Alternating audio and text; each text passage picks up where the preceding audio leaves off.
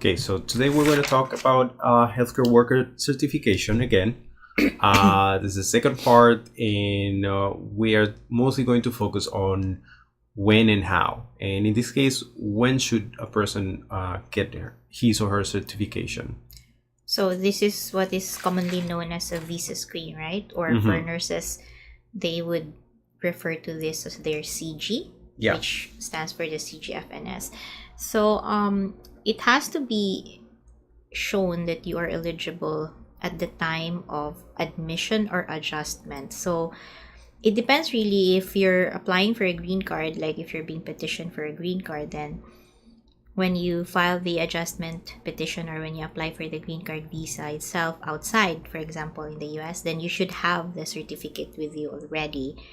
It becomes an issue in the US because you can file the 485, the application for a green card, but then you don't really get the green card right away, right? Like, it takes a while for maybe a year or two.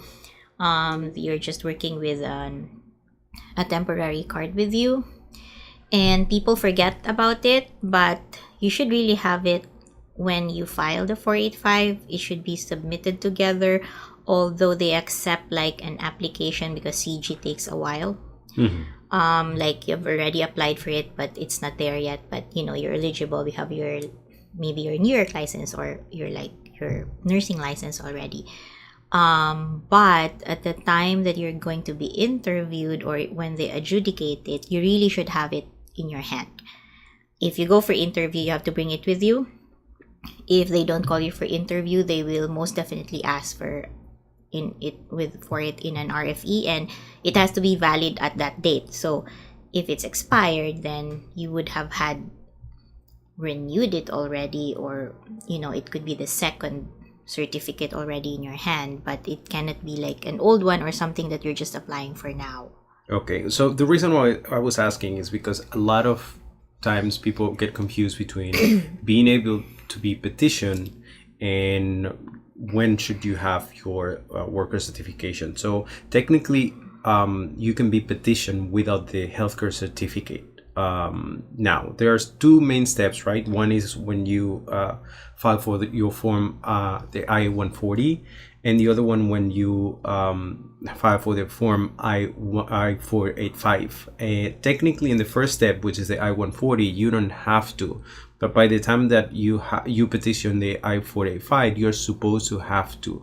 But regardless of that, the question that I was going to ask you is, how do you feel about it in terms of the other side? Meaning, like, think about it as USCIS person who looks at your case and all of a sudden has someone who didn't have that certificate at that moment that was petitioned. So you just have to remember that the certificate does not make you, let's say, a nurse. Yeah.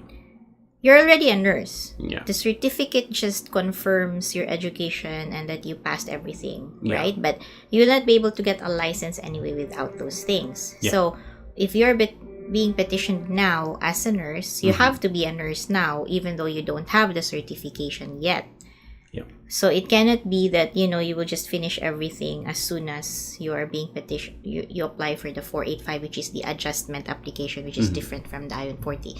So to differentiate, the I-140 is being filed by the employer, right? Yeah. The employer says, hey, I need a foreign worker. Yeah. And the position that the foreign worker is going to fill is either a nurse, a physical therapist, what are the other ones?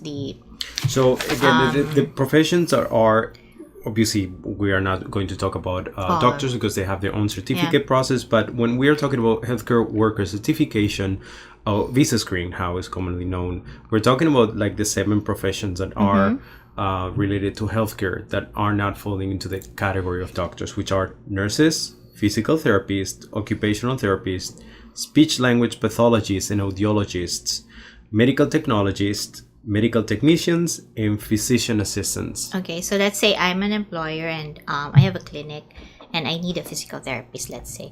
So I apply, before I go to Department of Labor, I say, hey, I need a physical therapist, like whatever. And then I go to USCIS and file an I-140. I identified someone who is a foreigner, unfortunately, not a resident or a citizen, who can fulfill this position that I want. So what has to be done? Obviously, when I said I need a physical therapist, then I need a physical therapist, right? And what is a physical therapist? Well, the state says what a physical therapist is. Someone who passed this, someone who knows this, someone who has this education, blah, blah, blah. But in terms of immigration, it's a different thing, right? So the state says what a physical therapist based on education and passing a test. And then the USCIS says, we recognize that this person is a physical therapist, but then we also need other things to fulfill the immigration requirements, which would be English test and making sure that it's equivalent, and because obviously this person is a foreigner and did not study here probably, and that they have all the necessary licenses. Yeah. So when you do apply for the I-140, it's possible that you haven't finished the certification, which from the word itself means only to certify that this person indeed is a physical therapist as defined. Correct. But upon the I-140, he or she should already be a licensed physical therapist, already graduated, already passed the test and everything, and just waiting for the certification. But if you're filing both together, because you can file the I-140, you as an employer, and then your prospective employee can also file the 485, which is the application for green card. Yeah. Together, then obviously you would have had to have the certification already at that time, at the same time. So this is an issue if the petition allows for it, like the category, let's say, is EB2 and the person is current, meaning they can file for it right away, then you have to have it.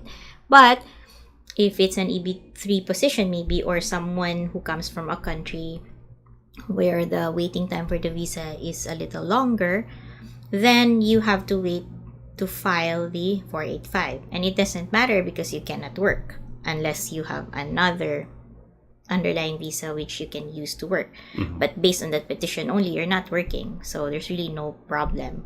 You will be, whether you have your certification or not, because you're not going to work. Yeah. You don't need a license. But when the time comes, let's say you're from the Philippines and it takes like 2-3 years to do that, then we would be expecting you to have your certification already when the third year rolls in, right? So when suddenly or maybe even earlier, because suddenly USCIS will say, hey, we can process it now, we have a visa, and it's only been a year, and you haven't had your certification, then you cannot apply for the green card anymore, even though you are licensed, meaning the state has recognized you to know your stuff, and you're a doctor and you're a physical therapist, but you don't have the certification or the visa screen yet.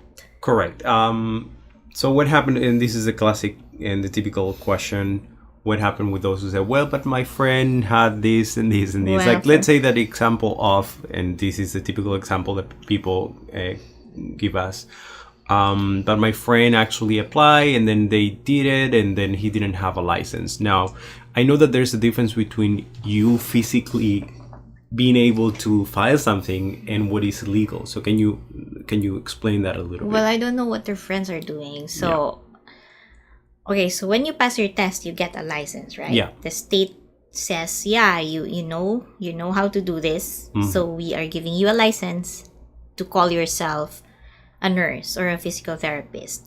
But a license does not allow you to work visa-wise. So what is your visa? If your visa is a student or tourist or whatever else, you can't work. If you have a working visa, which could be an H-1B, for example, then yes, you can work using that license. The license does not allow you to just work without the visa. The license is just a license. So the licensing board is not capable or does not have the right or authority. The authority to say you can legally work in the state. because immigration is the one who says if you can work or not. Correct. So some people, they going back to the I-140 and the 485, if you file it together, while you're waiting for the green card, you will get a work authorization from the USCIS. And that allows you to work because it's a work authorization. Yeah. And so if you have a license, then you're allowed to work. Yeah. Now remember, if you have a work authorization but you don't have a license because the state is not agreeing that you haven't passed, then you also cannot work. Correct. So it's like you need both. First, the license to say that you can call yourself a nurse or a physical therapist or a speech pathologist. But then you also need the authorization from USCIS to say that you can work legally inside the United States. You get the Social Security and you pay taxes. Correct. So there are there are some other people who do that to I don't know how to say it, but to make a person work already, even though they shouldn't be. They're not eligible. They may be eligible for that period of time, but then later on it will be found out that it was wrongly done. Yeah. Then they can be denied in the future. But since you already work, then what do they care?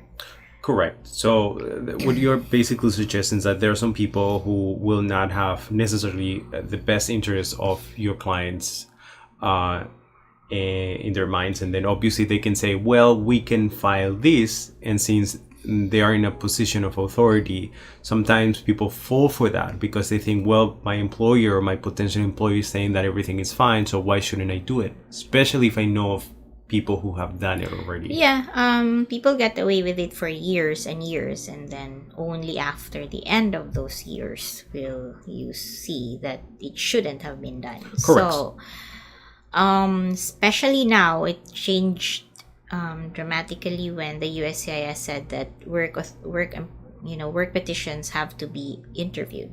Before not everyone was interviewed. Yeah. Not every work application was interviewed. So you can certainly get away with it. And it took longer because it could be years and years and years, and you're just working with your temporary work authorization. So you're fine. You pay taxes and everything, and you feel like you're fine. And then on the 5th year, that's when you find out that it's all going to hell because you will be denied. So now it's a little bit faster because you get interviewed anyway, which could be in a year or a year and a half. I mean, based on what we have recently, we've had like within the year interviews.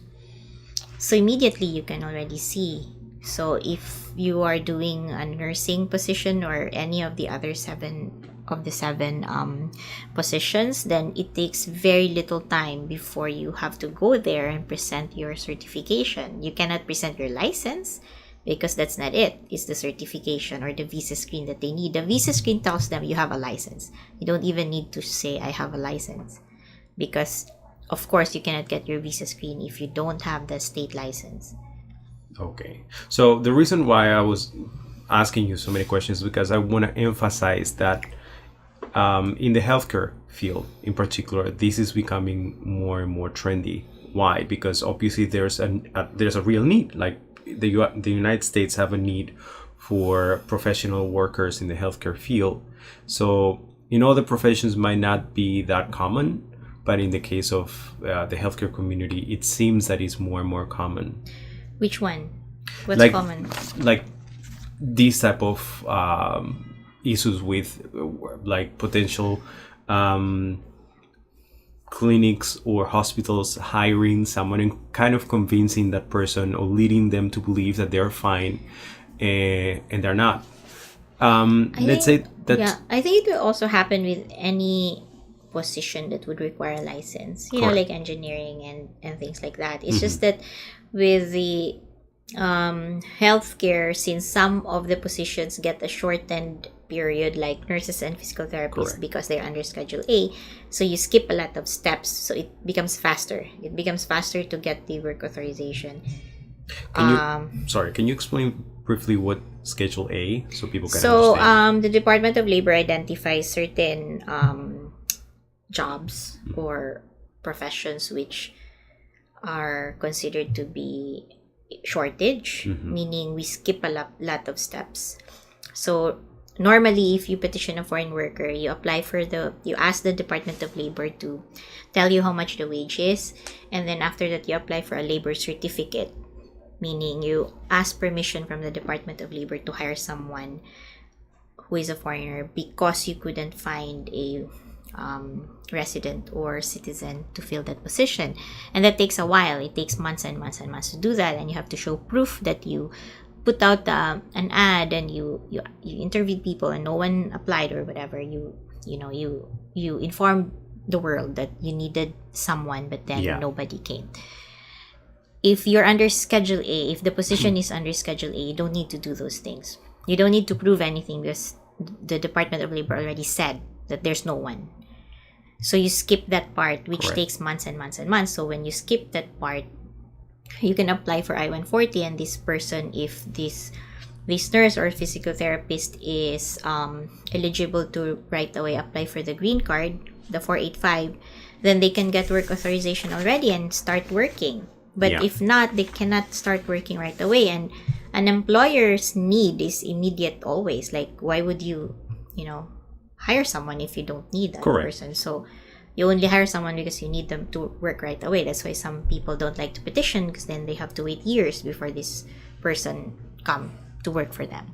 So that is actually good, because it's leading towards the second part that I want to discuss, and it has to do with how, and how and when are related, in the sense of people don't know exactly how should they do it and when should they do it, when should they start the certification. So in general, I would say that since the process is a little bit complex and it takes a little bit, I think it would be wise to start as soon as possible, especially for those who are preparing, for example, the English test. Some people are already fluent and they don't have the need, but some people do need. And I would say the sooner the better. And I would actually, I would think that it would be best if you have at least the English test passed before you even try to accomplish the other steps that you need, like your licensing test. Yeah, I don't understand this habit of taking so long. I don't know, like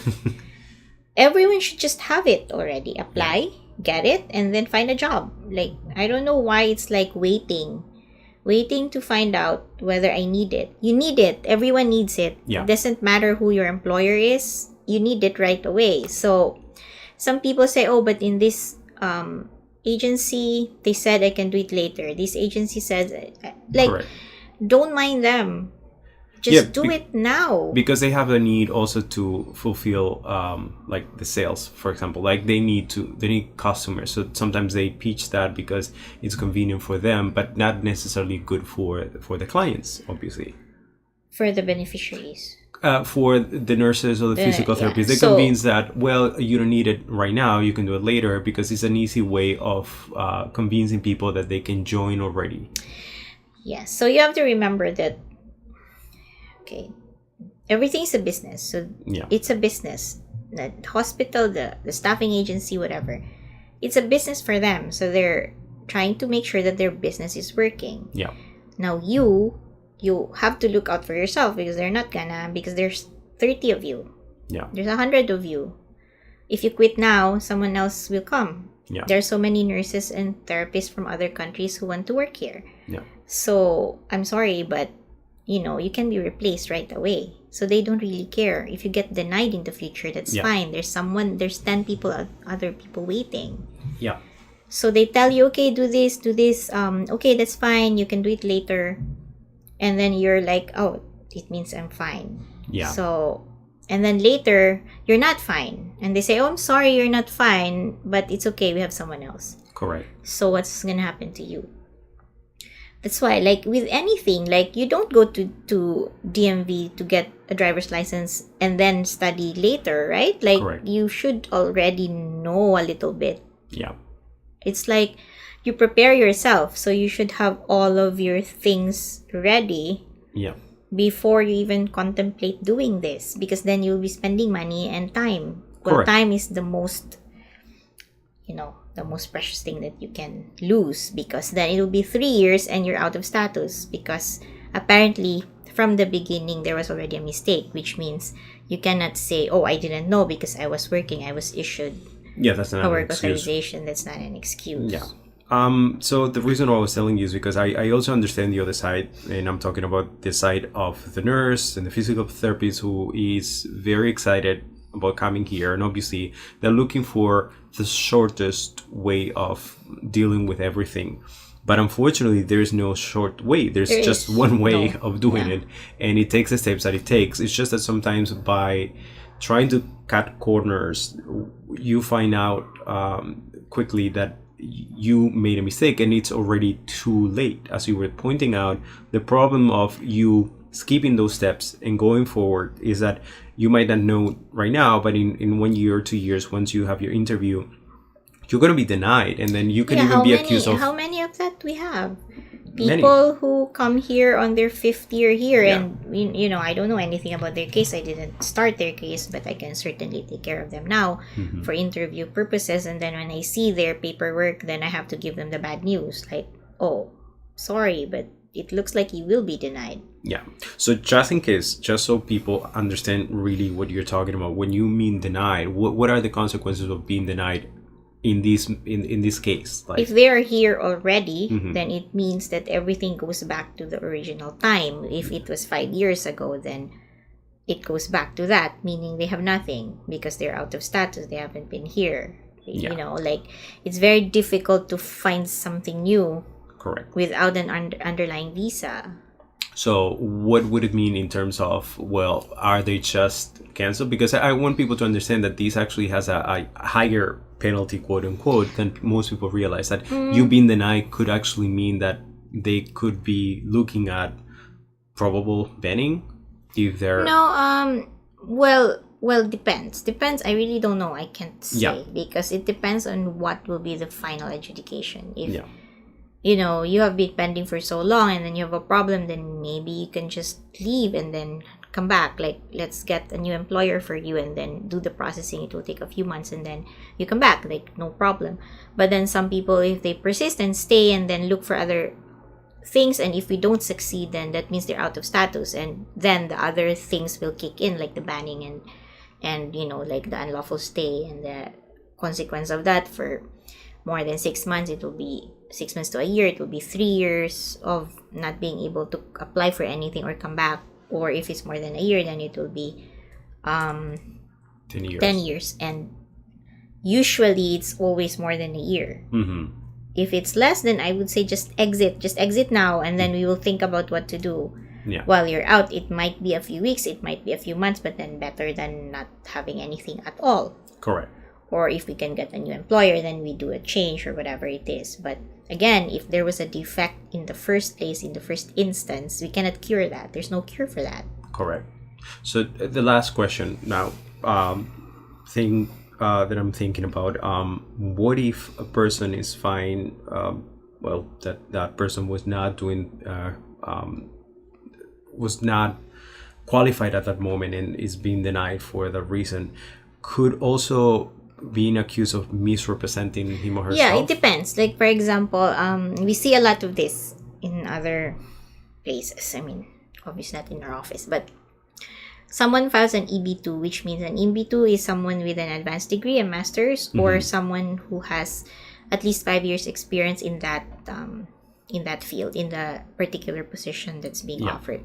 No master's, but has 5 years. So what's the significance? The significance is with EB2, you can file already the adjustment, right? So you have the I-140 and then you file the green card. So the person will have a work authorization in, say, like 4 or 5 months, which means that person can work, right? Yeah. But then we see a lot of this people coming here after a few months showing us their work authorization and then their application, and then I can see that this person was not qualified. There's no way that there was 5 years and there's no master's. So what's gonna happen? Eventually this will be denied because obviously it's false.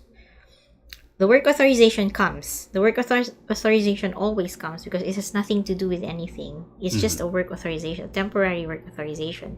So it doesn't give you any sense of security. It doesn't give you status or anything. And then months later, you already have your work authorization. You've been working. And then they give you a denial. Yeah. And the defect was in the beginning because you were not eligible at that time. So you cannot cure that. Yeah. There's no cure. So I think that that's a misunderstanding. Most people think, well, I'm going to be denied, but I'm going to be denied at that moment that I'm being interviewed, not knowing that you're going to be denied since the beginning. Also, yeah. I mean, the time, yes, when you are going to be denied, but it retroacts. Yes, correct. To the problem. So I think it's actually important because a lot of people don't understand that this is retroactive, meaning that you are going to be, let's say, like not eligible from the day that you applied. Yeah, because you're not eligible. Correct. So someone who just graduated 3 years ago, it's impossible to have 5 years experience. And I see that in a lot of applications. And I don't know why people do that. I mean, yeah, I'm sure some people have been approved because maybe the officer did not read it or was blind at the time or had glasses and couldn't see properly. Yeah. It's possible. Yeah. Like any other system, it's based on a human being who can fail. Yeah. But that's not normal. Yeah. So these are just outliers who succeeded. Yeah. So why would you think that you are super lucky that you will get away with it? Your diploma cannot lie. Your diploma tells them when you graduated. And then it's only been 3 years ago. How in the world is it possible for you to have 5? And the rules say you have to have gained your experience after you have finished your education. Yeah. So you cannot like overlap things at all. Yeah, I know. It's just that sometimes they need, not the need, but those people want to come so bad. Like they not necessarily want to hear that message of, oh, these are the steps that you have to follow. Then they this deserve is reality. it. Then they deserve it in the future. If you're like that, then you deserve it. Yeah. Because you have to take care of yourself. You cannot say ignorance. Correct. You can be scammed. Yeah. But if that's knowingly, a different thing, because you know. Yeah. You know that it's not true. Whatever they put there, you know it's not true. You cannot say you didn't know because you know. Correct. But what happened with those people who said like, well, I actually didn't genuinely know, like my, let's say, lawyer, my advisor, you have to whatever. Sign it. Correct. But what if the person says like, I was led to believe that? Then you have to have really good proof of that. Correct. To overcome later to say I really was scammed on this. But correct. That is, I don't know. I mean, you will be against a lawyer. Yeah. Because you're going to say that your lawyer did it. Yeah. So I don't know how you're going to win that. Yeah. If you're against a lawyer. You know what I mean? Yeah. So the best protection, this is what you're suggesting, is always take care of yourself, obviously, and understand things. And there's no rule against consultation. Yeah. You can consult a lawyer. Obviously, the staffing agencies or the companies or whoever is hiring you has a lawyer. Yeah. Remember, that lawyer is not your lawyer. That lawyer is the petitioner's lawyer, the agency's lawyer, the company's lawyer, the petitioner, not yours. So in this case, they should consult with someone like you, for example, who are I'm not doing this for me. But no, I know. But in general, like someone who will look for their interest rather than your lawyer. You can have your own lawyer who's not doing anything, only reading. Yeah. You have to pay them. I'm sorry, but then they will tell you, okay, this is okay. It's like with a contract. Yeah. If you don't understand a contract, will you just sign it? Yeah, of course. Of course not. You will? No, of course not. Yeah, so you have to go. Yeah. Go and find someone to explain it to you. It doesn't have to be a lawyer. Yeah. It could be an accountant. I don't know. Have someone explain it to you because then what's the point? Correct. And especially if it's a professional position, you're expected to be smarter than normal since it's a professional position. Okay. So you cannot really say in the future, oh, I was so dumb that I didn't see this. They will not believe you. So even if it's true that you were really scammed and didn't, see it, it will be very hard for you to say that because then they will not believe you. Because on paper, you'll be saying, oh, I'm this awesome, educated, experienced, whatever. But then I forgot to read. Yeah. So okay, just so recap, don't cut corners. Whatever it is, whatever the steps are, those are the steps that you have in the requirements that you have to meet. Find out based on your profession. If you're a nurse, a physical therapist, a speech pathologist, an occupational therapist, you actually have the best knowledge of your field, right? Correct. So you would know what is required of me.